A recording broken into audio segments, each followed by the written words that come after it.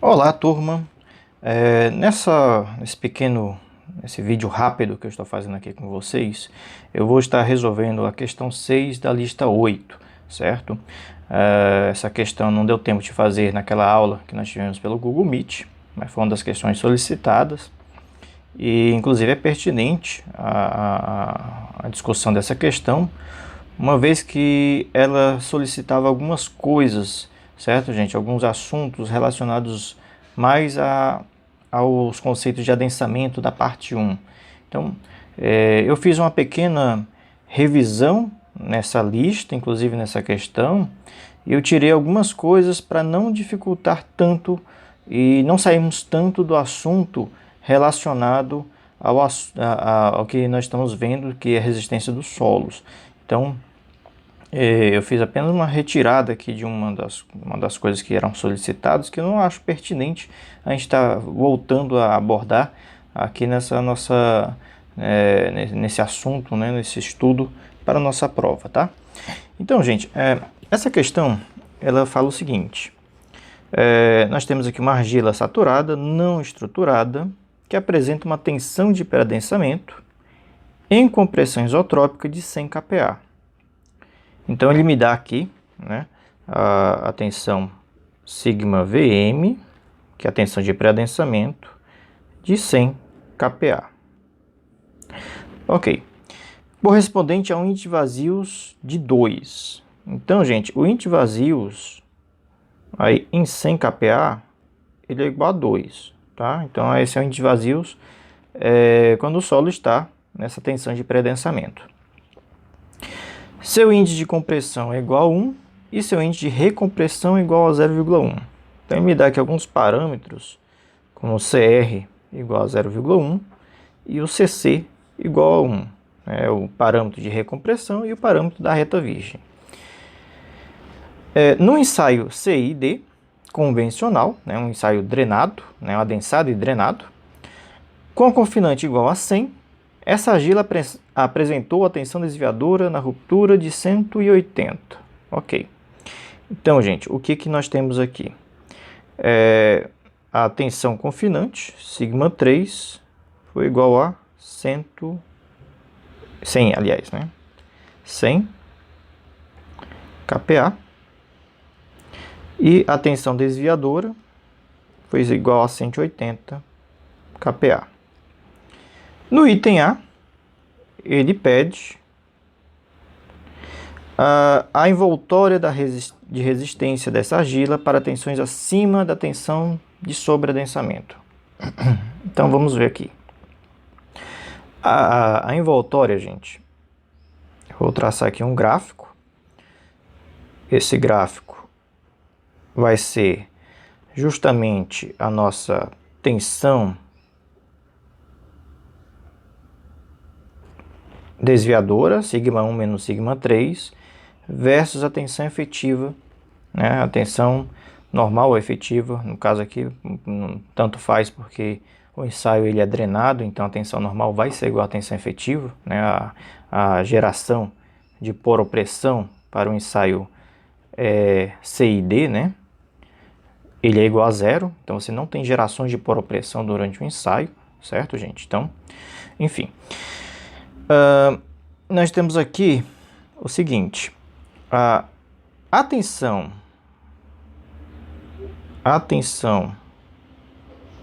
de pré-adensamento, sigma Vm, é igual a 100. E o nosso ensaio, ele parte de uma tensão principal menor de 100, certo, gente? Isso quer dizer o seguinte: que nós temos aqui, um círculo de Mohr, e esse círculo de Mohr, ele está iniciando aqui, com a tensão de 100 e atingindo aqui sigma 3, ok? Deixa eu até fazer um pouco maior esse círculo. Deixa eu aumentar aqui um pouquinho, para ficar mais fácil de visualizar. Ok. E aí, gente, nós vimos que quando você tem um solo, independente se é um solo arenoso ou argiloso, se ele tem, se as tensões que estão sendo trabalhadas, que estão sendo cisalhadas, estão acima da tensão de pré-adensamento, isso quer dizer o seguinte: isso quer dizer que o solo ele vai ter uma coesão igual a zero, ou seja, a nossa envoltória ele vai partir da origem, ok? Então, deixa eu traçar com a envoltória. Nós vamos partir a envoltória da origem, ok? Deixa eu só ajustar aqui essa envoltória partindo aqui da origem, ok? Então, gente, nós temos aqui, ó, o ponto 0, 0, e nós vamos ter apenas o ângulo de atrito φ. No caso aqui, como um ensaio drenado, nós vamos representar os parâmetros de resistência em termos de tensões efetivas. Então, φ'. Ok. Ele me fala o seguinte. Então, você tem aqui, nós temos aqui, nesse ponto, σ3, que é igual a 100. Nesse ponto aqui, nós temos σ1, que eu não sei. E ele me dá aqui a tensão desviadora é 180. A tensão desviadora, gente, durante esse ensaio é σ1 menos σ3. σ1 menos σ3 é o próprio diâmetro. Ou seja, o próprio diâmetro, gente, é a nossa tensão desviadora, tá? Então, é quanto a tensão desviadora nada mais é de quanto de tensão cresce, né? Aumenta a partir da tensão principal menor. Então, σ1, nesse caso aqui, ela vai ser σ3 mais a tensão desviadora. Ok? Então, a tensão σ1 vai ser 100 mais 180. Então, tensão σ1 vai ser 280. Então, aqui, nossa tensão σ1 igual a 280. Eu preciso saber desse círculo, gente, para calcular aqui o nosso φ, né? Eu preciso saber o centro e o raio. Então, o centro, o nosso centro aqui, ele vai ser σ1 mais σ3 dividido por 2. Certo, gente? Aqui facilmente você encontra no valor de 190, mas vamos fazer aqui o cálculo. Então, C vai ser igual a 100, 280, aliás. Deixa eu apagar aqui. 280 mais 100 dividido por 2. 180 mais 100 dá 380, dividido por 2 vai ser 190. Ok, gente? Então, o nosso centro aqui é igual a 190. Tá? O raio, você pode determinar o raio, né? Se você deduzir centro por σ3, tá? Somente por geometria, gente. O círculo de Mohr, a maioria da resolução de qualquer problema que envolva círculo de Mohr é geometria básica, certo, gente? Então, você tem aqui o centro menos σ3. Então, o raio vai ser 190 menos 100. Ou seja, o raio vai ser igual a 90. Tá? Então, nós temos aqui o raio. Deixa eu apagar aqui. O raio, eu vou partir o raio de um ponto de intercepto, certo, turma? A minha envoltória é nesse ponto aqui que vai acontecer a ruptura do solo, ok? Quando a envoltória, quando o círculo de Mohr atinge a envoltória, que é justamente o limite onde o solo ainda mantém, né, ainda se mantém a estrutura sem cisalhar, né, sem romper. Então, quando ele atinge esse ponto, né, em um ponto só, é nesse ponto que acontece a ruptura do solo. Então, nós temos aqui o raio de 90. Então, pessoal, olha o que nós temos. Esse raio aqui, ele está interceptando uma tangente, ou seja, então ele vai formar um ângulo de 90 graus. A distância aqui desse segmento aqui é 190. E aqui nosso ângulo φ'.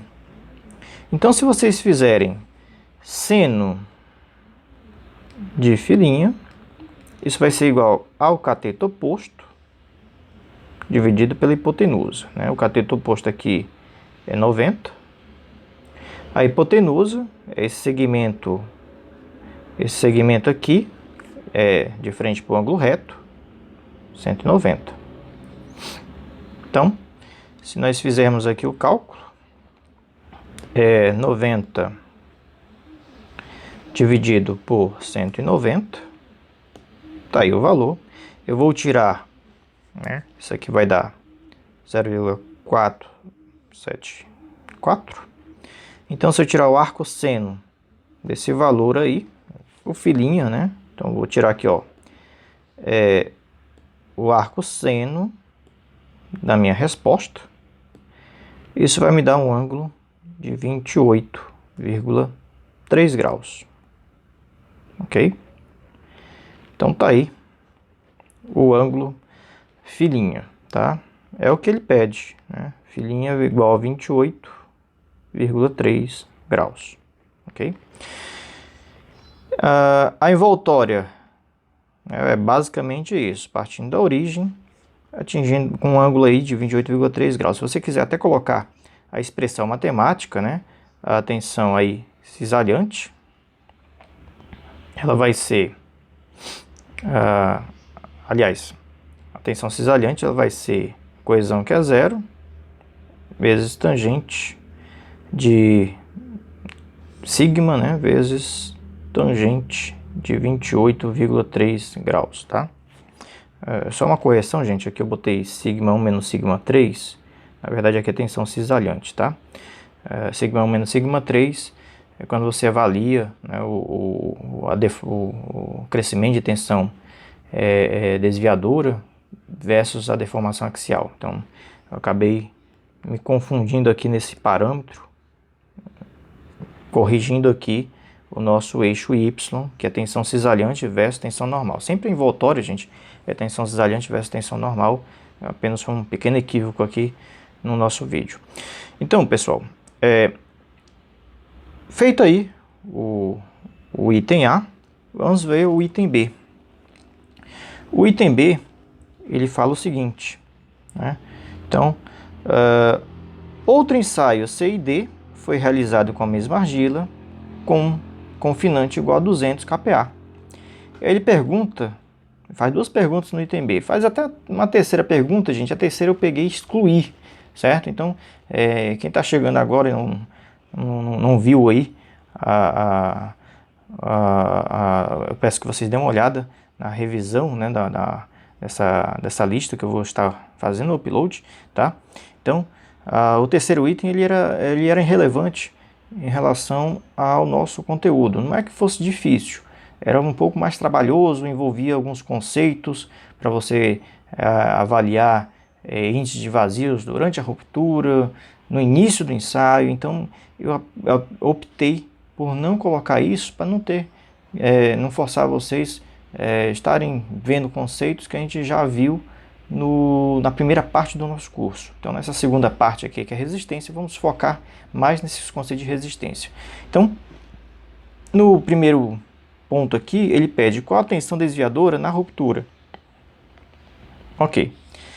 E, no segundo ponto, qual o índice de vazios do corpo de prova após a aplicação da pressão confinante? O item 2 ainda envolve alguns conceitos de adensamento, que é a parte 1. Mas é bem simples. Então, até deixei isso aqui, gente, porque não vai trazer tanto prejuízo. Muito embora na prova eu não vou estar cobrando, certo, gente? Essa questão ela acabou vindo aqui na nossa lista. Faltou uma filtragem minha em relação a isso. Mas na prova não se preocupem, não vai estar, dificilmente vai estar caindo com conceitos, né, de outros assuntos para não preocupar vocês em relação a isso. Vamos ver aqui, gente, então, deixa eu apagar aqui, deixar um pouco mais limpa aqui a nossa área de trabalho. Nós temos aqui esse primeiro círculo de Mohr, que ele foi feito, gente, com... Deixa eu deixar aqui, pronto. Então, gente, esse círculo de Mohr que nós traçamos aqui, que ele vai de 100 a 280, ele foi feito para uma tensão confinante de 100. O próximo, ele também, né, esse solo ele ainda está numa situação normalmente adensada. Por quê? Porque a tensão de 200 é acima da tensão de pré-adensamento, né? Então, essa tensão de 200 ela vai partir mais ou menos. Vou até reduzir um pouco esse círculo de mol, gente, para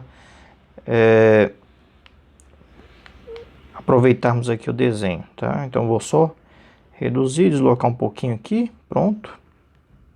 Ok. Colocar um pouquinho menor também. Pronto. Então, gente, esse círculo de mol tem aqui a tensão de 100 e 280, tá? O outro ensaio, né, que ele fala, C e D, nas mesmas condições, ele vai partir de uma tensão de mais ou menos aqui 200, um pouco acima aqui do centro, né? Aqui o centro do nosso círculo, está mais ou menos em 190, né? Que a gente já viu. Então ele parte aqui mais ou menos de 200, vai crescendo até atingir a envoltória. Enfim, então, deixa eu só fazer um pequeno ajuste aqui. Ok, ficou pronto. Então, gente, esse círculo de mol, ele também vai tangenciar a nossa envoltória, aqui em um ponto, e a envoltória também não vai mudar, né? Ele vai continuar partindo da origem, certo, gente? Tensões aqui acima da tensão de pré-adensamento, vão ter sempre esse comportamento linear, tá? Então, vou só apagar aqui. Vou colocar aqui a tensão sigma 3 igual a 200. Sigma 1, eu não sei. Mas eu sei que esse solo ele vai atingir a ruptura aqui na envoltória, que forma um ângulo de 28,3 graus. A partir desse intercepto, eu consigo encontrar as dimensões desse círculo de Mohr, certo? Então, nós temos aqui o centro, nós temos aqui um raio, traçar aqui o raio, ok? Deixa eu fazer um pequeno ajuste aqui, ok? Então, gente, eu sei que aqui é o raio do meu círculo de Mohr. Eu sei que o centro, deixa eu só limpar aqui, tirar também esse círculo, certo, gente? Não precisa estar colocando esse círculo aí. Vamos deixar o desenho um pouco mais limpo, né, para a gente trabalhar, tá? Então, pessoal, vamos fazer o seguinte. A gente sabe, por exemplo, que aqui é sigma 3, o centro aqui, se isso aqui é o raio, aqui também vai ser o raio, então o centro ele vai ser 200 mais raio, ok? Geometria básica. Beleza, então se a gente fizer seno de 28,3 graus, isso vai ser o cateto oposto, que é o raio, dividido pela hipotenusa. A hipotenusa aqui, ó, é 200 mais raio. O seno de 28,3, deixa eu ver aqui quanto é que é. Seno de 28,3, 0,474. Então, 0,474 é igual ao raio sobre 200 mais raio. Então, o raio vai ser igual a 0,474, que multiplica 200 mais raio. Se eu multiplicar aqui o 200, então vamos multiplicar aqui 0,474 vezes 200. Isso me deu um valor de 94,8. Então, o raio vai ser igual a 94,8 mais 0,474 raio. Se eu deduzir, né? Se eu passar esse rapaz aqui para cá, ele vai negativo, então vai ficar 1 menos 0,474, 526. Então, 0,526 vezes o R vai dar igual a 94,8. Então, o R, gente, aqui, então 94,8 dividido pela minha resposta, pronto. Então, o R vai ser 180,2 kPa. Poderia até arredondar para 180, mas vamos deixar pelo menos uma casa decimal. Então, gente, o raio vai ser aqui, ó, 180,2. Assim a gente encontra os demais parâmetros. O centro aqui é 200 mais o raio. Então, o centro é 200 mais o raio. Então, vai ser 200 mais 180,2. Nem precisa calculadora, né? Isso aqui vai dar 380,2. Então, nosso centro aqui, 380,2. E sigma 1 vai ser o centro mais o raio, né? O nosso centro mais aqui o raio. Então, sigma 1 vai ser 380,2 mais 180. Acabou aqui o espaço. Show. 180. Deixa eu apagar aqui para tentar fazer um pouquinho menor. Apagar essa linha aqui também.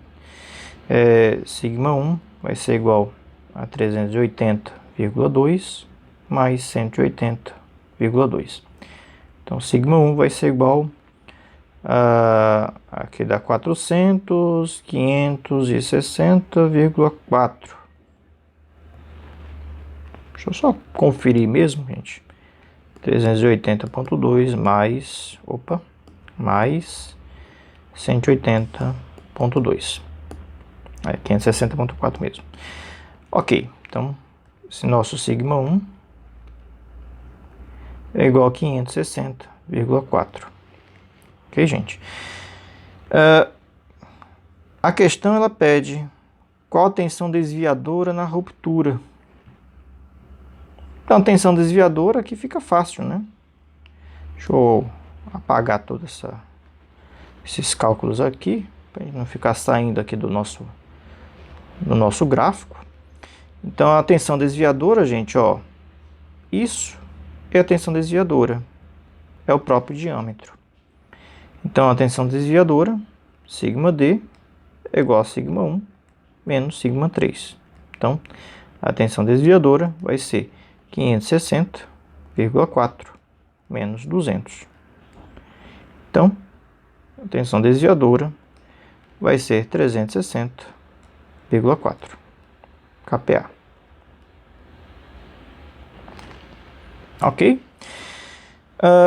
Esse é o primeiro ponto, né? Qual a tensão desviadora na ruptura? Então, quando o círculo de Mohr, ele inicialmente, pessoal, ele parte, né, de um nível de tensão de um pontinho, e à medida que você vai comprimindo o solo, esse círculo de Mohr vai aumentando, vai aumentando, vai aumentando. Tensão confinante sempre fica constante, certo, gente? Nunca muda, né? Ela sempre é constante, mas a tensão sigma 1, né, ela vai sempre aumentando. Então vai chegando um ponto que o solo ele não aguenta, né? Quando ele atinge ali a envoltória, o solo rompe, que é justamente quando atinge essa tensão desviadora aqui, né, num diâmetro de 360,4, ou seja, quando sigma 1 atinge 560,4 kPa. Ok, gente? Então, é basicamente isso o comportamento do solo. Deixa eu ver aqui meu tempo. Ok. Rapidinho aqui, o ponto 2. Qual é o índice de vazios do corpo de prova após a aplicação da pressão confinante? Então, gente, o índice de vazios aqui, deixa eu fazer aqui o nosso ponto 2. Nós vamos ter o seguinte, vocês devem lembrar que, deixa eu até fazer um gráfico assim como a gente fez anteriormente. Aqui é um gráfico da variação do índice de vazios. Opa. Variação de vazios pela variação da tensão, né, do carregamento, sigma. Vocês devem lembrar que o comportamento gráfico do solo, ele é mais ou menos assim. Ele cresce aqui no trecho de recompressão e depois aumenta aqui, né, tem uma pequena deflexão, que é justamente no nosso trecho, né, acima da tensão de pré-adensamento sigma Vm, que é igual a 100 kPa nesse nosso caso. Ok, gente? Nós vimos aí que a tensão, o índice de vazios para 100 kPa, ele é igual a 2, né? Então, o índice de vazios aqui, no enunciado, ele diz que é igual a 2, tá? O solo, ele é normalmente adensado, então, as tensões aqui, gente, que nós estamos aplicando, né, a partir de 100 kPa, elas estão no trecho de reta virgem, tá? Então, como a tensão que nós temos aqui é 200 e eu já sei a tensão aqui para 100, aqui 200, 200. Então, como eu já sei o índice de vazios inicial, né, eu basta encontrar aqui o índice de vazios final no trecho da reta virgem. E eu sei que esse comportamento é linear, seguindo aqui, ó, a inclinação, né? Seguindo essa inclinação, seguindo aqui essa inclinação do CC, tá? Então, só relembrando essa questão, você precisa apenas relembrar um conceito básico, que o CC, ele vai ser igual a o índice de vazios inicial menos o índice de vazios final, dividido pelo log da tensão final, dividido pela tensão inicial. Esse log aqui na base 10, tá? Então, o CC ele é igual a 1. Então, 1 é igual ao índice de vazios inicial, que é 2, menos o índice de vazios final, dividido pelo log de 200 dividido por 100. Você pode adotar aqui, gente, o inicial e o final no próprio trecho aí da reta virgem, tá? Então, fazendo aqui a conta, né, vai ficar 2 menos o índice de vazios final, igual aqui, gente, o log de 200 por 100, 200 dividido por 100 é 2, então,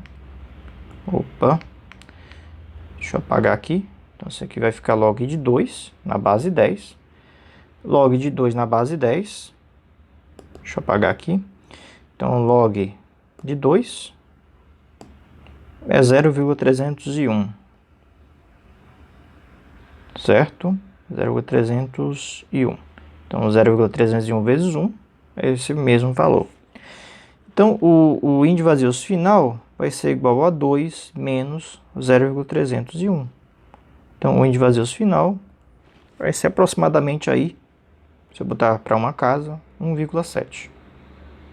Então, esse aqui é a resposta, tá, gente? Então, pessoal, em relação ao terceiro ponto que originalmente a questão pedia, que era o índice de vazios, o índice de vazios durante a ruptura, isso aí ia ficar um pouco mais complicado, certo? A gente teria que avaliar, por exemplo, o nosso parâmetro de variação volumétrica MV, né?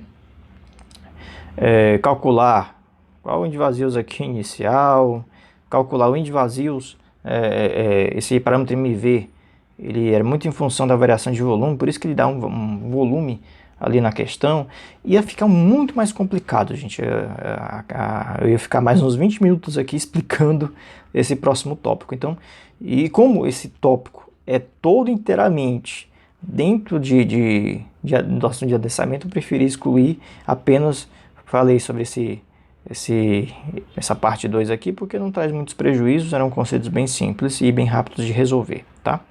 Então, gente, era isso, a solução do problema.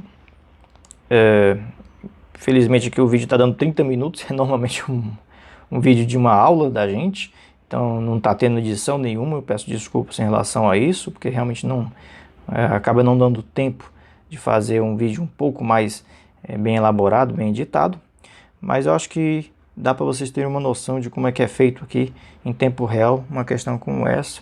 E vocês viram que não tem nada de tão complicado a questão 6, tá? Então, pessoal, quem tiver mais alguma dúvida, pode mandar por e-mail, pode falar comigo lá pelo Google Sala de Aula. O Google, a nossa turma virtual estava um pouco abandonada, mas eu já atualizei ela, inclusive se vocês postarem alguma coisa lá, eu vou estar tentando responder alguma coisa para vocês, certo, gente? Então, espero que isso tenha ajudado a nossa prova. Então, quem for fazer a prova amanhã, uma boa sorte. E também para o pessoal do dia 13 aí, no sábado, que também vou fazer a prova. Eu espero que todos tenham um bom desempenho e possamos aí fechar esse assunto com sucesso. Então, pessoal, um ótimo domingo a todos e até um próximo vídeo.